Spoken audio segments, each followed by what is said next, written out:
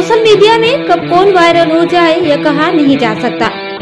हम सब ने सोशल मीडिया पर पढ़े लिखे युवाओं को अपने दुकान के आगे डिग्री वाला बोर्ड लगाकर चाय वाला, होटल वाला आदि तो कई बार देख चुके हैं, मगर इस बार अपने अलीपुरद्वार जिला के एक शिक्षित युवा के वीडियो सोशल मीडिया में काफी तेजी से वायरल हो रहा है।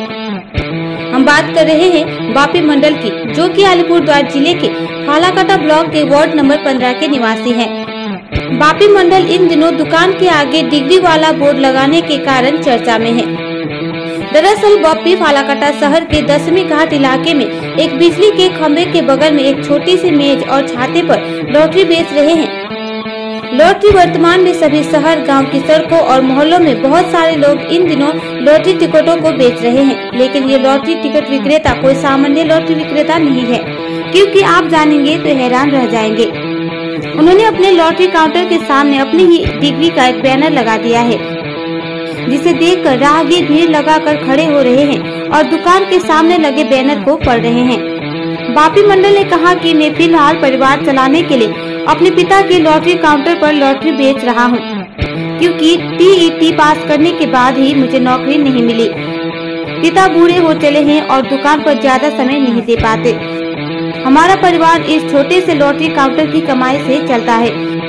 मेरे माता पिता बूढ़े हैं और मैं घर का सबसे बड़ा बेटा हूं, इसलिए मुझे ही सारी जिम्मेदारियां निभानी पड़ती है। आइए खुद सुनिए और देखिए पूरी कहानी।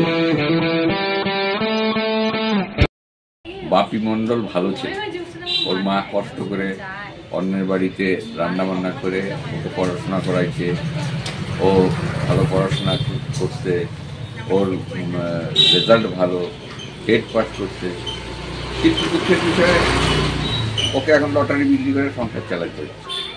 যদিও এই কাজটা খারাপ না, তবুও তো ওর পড়াশোনার বা শিক্ষাগত যোগ্যতার যতটুকু দরকার ছিল সেই কাজটাও পায় নাই, ওকে কষ্ট করে এই কাজটা করতে হচ্ছে। নমস্কার, আমি বাপি মণ্ডল বলছি। আমার মা বাবা অনেক কষ্ট করে আমাকে পড়াশোনা শিখিয়েছে। এখন বাবা মায়ের বয়স হয়েছে, বাড়ির বড় ছেলে আমি,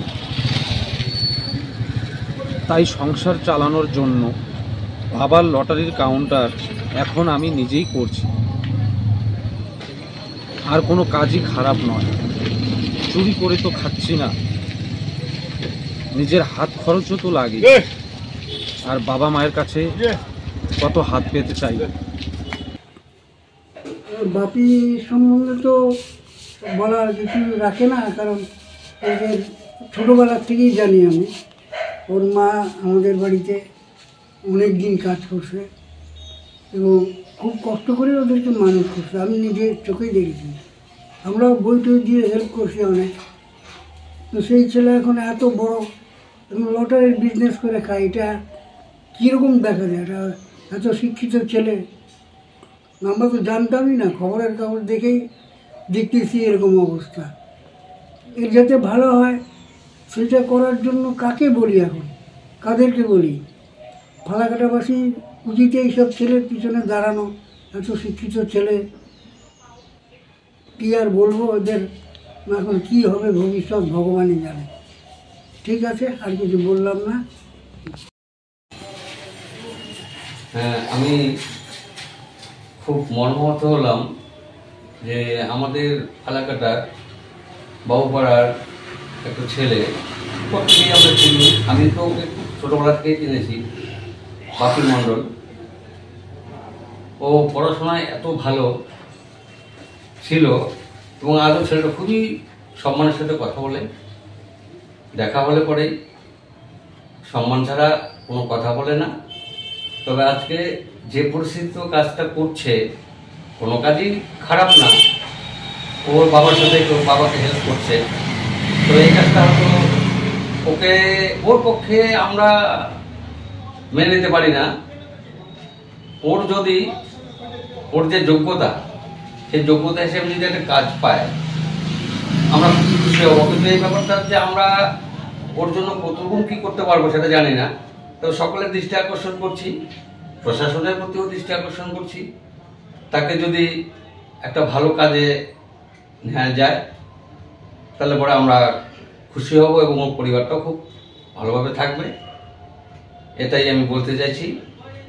ওর ভবিষ্যৎ খুব ভালো হোক, তবে যেটা করছে সেটা আমরা মেনে নিতে পারছি না, আর কি বলবো।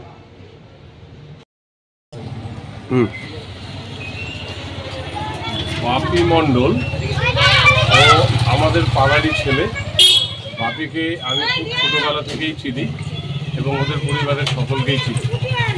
বাপি অত্যন্ত শান্ত স্বভাবের ভদ্র ছেলে। ছোটোবেলা থেকেই ও খুব ভালো, পড়াশোনায় খুব ভালো ছিল।